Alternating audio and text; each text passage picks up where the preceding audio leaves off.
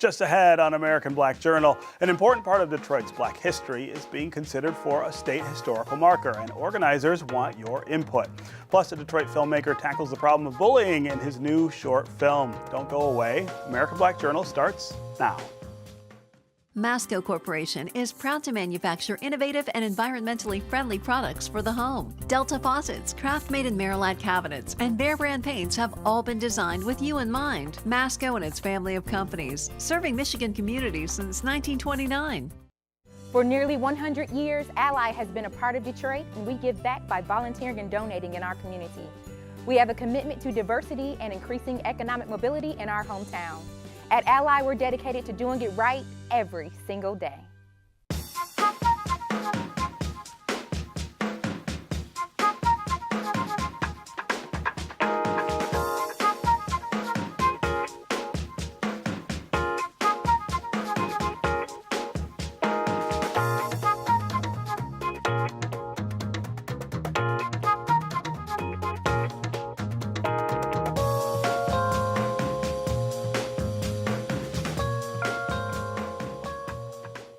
Welcome to American Black Journal. I'm Stephen Henderson. A significant part of Detroit's Black history is in line to possibly receive a Michigan historical marker. The city's former Black Bottom neighborhood was a booming place for African Americans in the early to mid 20th century.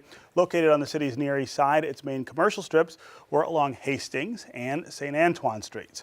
The area was demolished for redevelopment in the early 1960s. The Michigan History Center has partnered with Detroit's Black Historic Sites Committee to hold a public discussion on the location and content for the marker. Joining me now are David Head, who is the chair of the Black Historic Sites Committee, historian Jamon Jordan, Toby Voigt from the Michigan History Center, and Sharnae Sanders of the Detroit Historical Society. Welcome all of you to American Black Journal. Thank you. Thank you. So the idea of a marker to commemorate Black Bottom, the thing that comes to my mind when I think about this is, what is there now that would show anybody where Black Bottom was?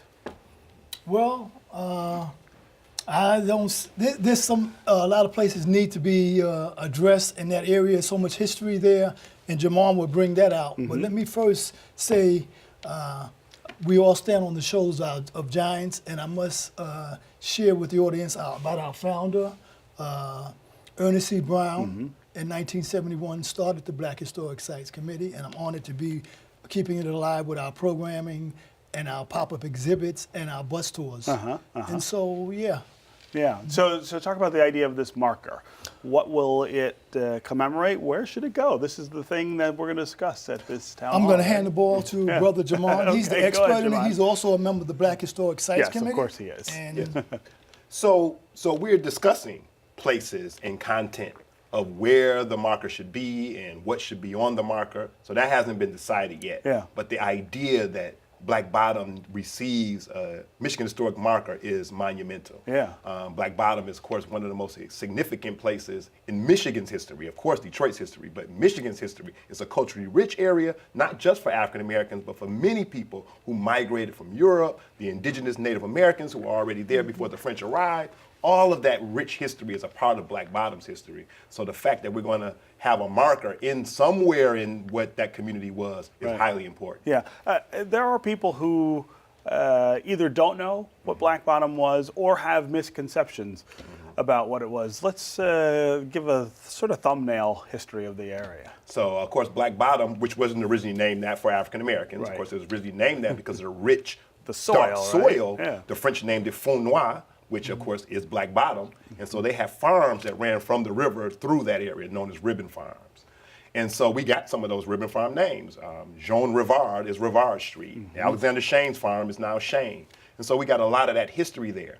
But of course, it's going to be an area where immigrants from Europe, Germans, Polish people, Irish, Greeks, of course, Greektown is right there next to Black Bottom. Mm-hmm. So these immigrants will be coming into that area from the 1800s until the early 1900s. And of course, African Americans are there. African Americans have been there, of course, during the period of slavery and the Underground Railroad, but they're also there and concentrated in that neighborhood during the Great Migration period when hundreds of thousands of African Americans are leaving the South and coming to the North. Detroit's concentrated area for African American residents is Black Bottom. Yeah, and if you think of prominent African Americans in this community over many decades, a lot of them have their roots in that Black Bottom neighborhood. That's right. That's right. Yeah. Yeah. Talk about the Michigan History Center's role here. Sure. Well, the Michigan History Center, we work with the Michigan Historical Commission, which is the legislatively authorized body that actually runs the historical marker program. So we received, and the marker program is always community driven. So when individuals in a community, churches, municipalities get together and determine that they want to have a marker, so they submit a very rigorous application package to this historical commission, who reviews it and determines, well, the historical commission received from a community member an application for Black Bottom, and we instantly flagged it as this is, you know, obviously very significant and important in history. Yeah. But working with the commission and the History Center, we determined that a story this big, and as Jamon said, with so many centuries of history, with layer upon layer of stories, that the only way to really consider doing a marker right would be to get into the community and hear from everybody in the Detroit area who has a stake, has a story in a Black Bottom. Yeah. You have these markers all over the state. Talk about how you decide who gets a marker and who doesn't. Sure. Well, we've got about 1,700 markers, actually worldwide. We have one in France for Cadillac's birthplace. Is that right? And Wow. some in Kentucky and Tennessee marking Civil War battlefields. Okay. But most are within the state of Michigan. And the program started in 1955 with the Historical Commission, with an act of the legislature. So it's a state law. And as I said, it was always envisioned as community driven. So individuals determine what they want to submit, and the commission is the one who reviews it. The application process requires quite a bit of research, just like any historian. So lots of primary sources, secondary sources. The applicant needs to make the case on why this is a significant story in Michigan's history. Yeah. And then the commission determines that. So I will say that it's a really exciting time for the marker program, because our current historical commission is really taking some time now, I don't know, 60-some years in, to take a look back at, developing processes to look at the 1,700 markers that we have. You know, some of them were from 1955, and perhaps our interpretation of history's changed, or the language that we choose learned to a little use, since then, right? So they're kind of, I guess audit's too strong of a term, but they're going and looking at all of the markers in Michigan to determine a couple of things. You know, are they still correct and appropriate? And I think most importantly, what are the gaps in the stories that haven't been told? You know, a lot of the early markers were, there's a lot of the first white person or the first settler, Right. you know. So taking some time now to find those gaps, and then really engaging with community. And that's an important part. You know, I work for the state of Michigan, the Michigan History Center. The commission is a government appointed body, but we administer the program with them. So it's really exciting for us to come in. And I will say that before my time, and Jamon knows this, that there are already several significant African American history, green and gold historical markers in the city of Detroit. And the fact that Black Bottom hasn't been told before is a surprise. Yeah. I mean, Paradise Valley got a marker only in 2003. Okay. So we've got some work to do. Yeah. Yes, yes. The Historical Society, of course, is deeply involved in commemorating Black history as well as other history. Talk about your role here. Definitely. Well, it was a pleasure when Toby did reach out to the Black Historic Sites Committee and Detroit Historical Society to get involved with our mission of telling Detroit's stories and why they matter. It's important that we do have programs like these that really allow the community to voice their opinions and input, especially when it comes to our history, because it's always something that needs to be told and acknowledged. Yeah. And as our city continues to change and evolve, it's our responsibility, especially the Black Historic Sites Committee, to really just help remind people and to help preserve this history. And I think it's a remarkable opportunity to have people come out this upcoming Monday for this program and to really just voice their opinions so we can acknowledge this significant part of our history. Yeah. The marker is going to be really important, but you guys are involved in keeping this history alive for people all the time, the bus tours. That's right. It's important to do that, but I also feel like you're still kind of pushing back against people and institutions who want to say this is just not that important anymore. That's right. Yeah, go ahead. Well, one thing we do have some issues right now with a lot of markers are missing. People are taking them, right? And for one reason or another, they need to be replaced. Yeah. So that's one of our goals moving forward in the 2019 calendar, to get a marker every year. And Jamon knows the story of these markers even better because he's thinking about writing a book on the markers right. in Detroit. Right, yeah. Yeah, so on one level, there's, of course, a present day issue about where Detroit is going, but there's this historic issue, and particularly with Black Bottom, because Black Bottom is one of those stories of a group of people and a whole community being removed. Yes. And so that has to be a part of the story, even in the marker itself. It has to be a part of this story because Black Bottom is, of course, a case of what people call urban renewal, many African Americans call Negro removal. Negro removal. Yeah, and when the federal government passed the National Housing Act in 1949, and the city decides to tear down this historic community. Yeah. And that legacy is a part of Detroit's present day situation right now.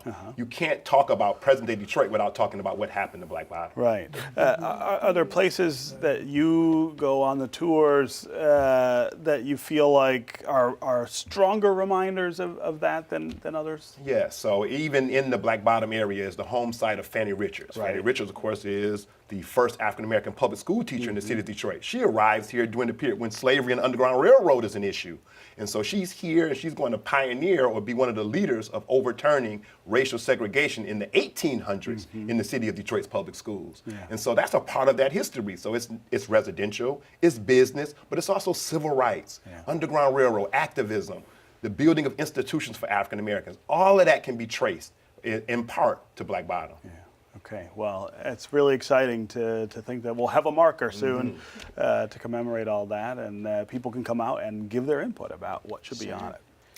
I wanted to say that I think what also should be put in that in a certain place is like a mural, because sometimes you can't say everything in one word, but with a picture says 1,000 words. Put people's images, That's right. businesses up. And if they can capture that through a mural to capture all that, that would be beautiful. That'd be cool. Yeah, and just I know we got to, but the community input session is at the Detroit Historical Museum on Monday, the 10th, from 6 to 8 p.m. So general public's invited. We'll be gathering ideas for the marker and perhaps even for some murals and some art projects. And that'll as well. all be on our website, all that info. Wonderful. So, all right, thanks for being here. Thank you. Thank Just you. ahead, a Detroiter short film takes the internet by storm. But first, we continue our look back at this program over the last 50 years. Here's a 1987 Detroit Black Journal conversation about the history of African American cuisine.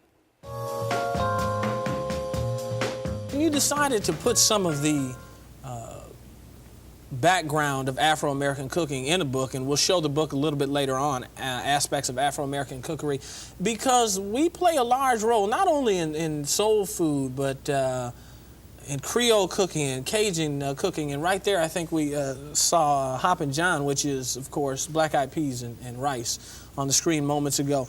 So we have a diverse effect on what America eats, don't we? Yes, I think what aspects of Afro-American cookery attempts to do is show that black people participated in the evolution of American foodway, and they were not a separate entity.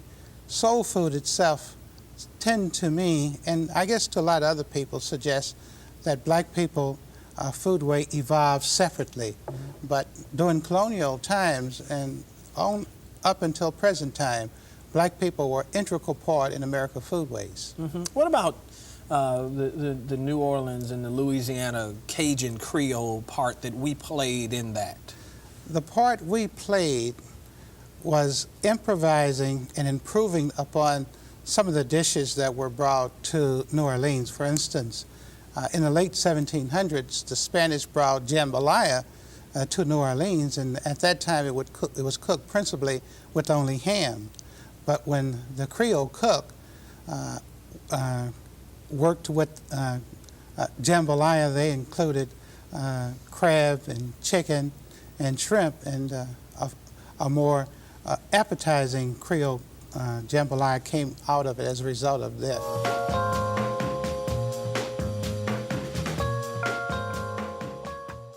A short film titled Junior has received more than 4 million views on the internet. Its Detroit-based filmmaker and lead actor are getting rave reviews for this frank look at the impact of bullying on children.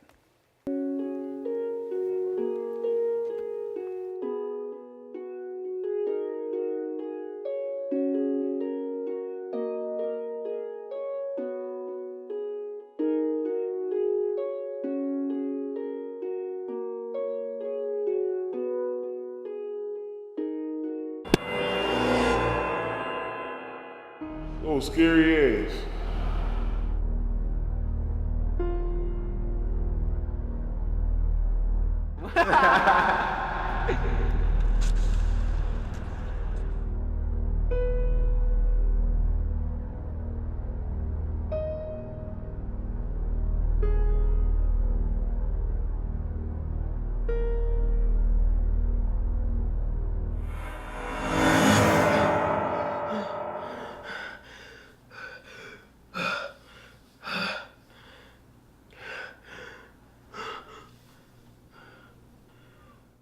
The film is also included in a new series highlighting Detroit filmmakers, airing on the City of Detroit's 2 cable channels. I'm pleased to welcome the film's director and writer, Detonio Cheatham, lead actor, DeBlessed Robinson, and the producer of the Detroit cable series, Lazar Favors of Trinity Films and Entertainment Group. Welcome to American Black Journal. Thank you for having us. So let's start with telling me about the idea for this film. How'd you come up with this? Well, originally I was doing it for a film competition, and every year you have to follow a theme, and this year the theme was fight or flight. So I decided to tackle a film about bullying, you know, and I needed a young boy to play the lead part, so I used my resources to my advantages. Yeah. And got my little brother to do the part. You got your little brother to do it. Right. Talk to me about playing that role. In that clip we saw, you're emoting really powerfully, but you're not speaking. You don't have any lines. It's your facial expressions and the things that you're doing. How did you get into that role? He helped me throughout that scene because he somewhat was going through the same thing as a child, being bullied and stuff. Yeah. So yeah. So these are experiences that you're familiar with. Yes. Yeah. Very much so. Yeah. Yes. And has it been something that in the back of your mind you thought someday you could use art to try to deal with some of the things that happened to you? No, not until recently. Yeah. You know, but I've always been the type to put out movies or short films or any projects with strong themes behind them, you know, with a thought-provoking message. So that's always been like my knack in all the movies that I do. Yeah. So the numbers here are staggering. 4 million views. 5.3. That's right, because you keep racking them up even as we're sitting here. Did you have any idea it would get this kind of reception? No, I did not. I didn't see this coming. I Yeah. just did it for the competition, threw it on the internet, and next thing you know, it took a life of its own. What is it about the film that you think has got so many people obviously looking at it, but probably talking about it too, right? The authenticity. Authenticity is what majority of people gravitate towards, you know, whenever they feel like they can relate to something. So, you know, with that alone, you know, the movie, it'll sell itself, Right. you know, the story alone, because it's something that millions of kids go through every day. You know, it's a serious situation. Right. The fear of Being bullied, being bullied, cyberbullying. cyberbullying, Right. and the sort of long-term effects of, Exactly. of that on young people especially. Yes. Yeah. Yes. Talk about this cable series that Well, this is part the of. Fearless Tribe of Fanatic Filmmakers, actually, Detonio is our December filmmaker for December. Now, the Fearless Tribe is a 2-year program that elevates the narrative of African-American filmmakers. And we're supported by, most recently supported by the Knights Foundation. And me and my wife came up with this project to, again, highlight filmmakers such as Detonio, along with the city of Detroit and Zachary Cunningham and Jeremy Brockman, who also produces and helps on this project. And again, like I said, what that does is just we make sure that they get this recognition on what they do. Like this 5 million is unheard of in less than 90 days. That's amazing. That's something to talk about. That is a conversation. And yes, it's about bullying, but it's done well. It's done very well. The acting is done well. The storyline is done well, and it is actually something that hits home, even for myself, even for my. I had a story told to me by my father-in-law, who's 74 years old. It took him back, when he saw the movie, it took him back to when he was being bullied. Things that happened to right, him. that's amazing. Like, that's 70 years old, right? So what we do is we choose to tell these stories out loud for our filmmakers, for the Detroit filmmakers, and we just provide this platform. And it's, like I said, it's a 2-year program. It airs on channel 22 and 21. Wednesdays and Fridays at 9 o'clock. So I mean it's an amazing thing. Yeah. It's a beautiful thing. So, do you find that as a filmmaker there aren't enough opportunities to show your work to people, to get things done? Is it still just a very tough business to break into? Yes, it's definitely still a tough business, you know, but... And tougher for African Americans. Yeah. True indeed. As well, True right? indeed, true indeed. But I think that in this generation, we are kind of spoiled with the technology that we have, you know, with the social media platforms and things like that. So we have a lot of access to the public, you know, to get right to the consumers, you know, versus having like a distributor or anything like that. But although that's still something that a lot of people, including myself, would love to have, you know, somebody else spending their own money. Right. But at the same time, though, you know, just like with the whole YouTube platform and the fact that Junior can reach millions of people around the world like that in a short period of time, like LZ said, that's his nickname that I gave him, LZ. Like he said, that's unheard of, especially in the city of Detroit, being African-American filmmakers, when you're putting out a positive movie, you know, without the guns and all the violence and profanity and things like that, you know. So, you know, I think it's a blessing. Yeah, you put this out on social media, and that's where it's getting all of this attention. Yeah.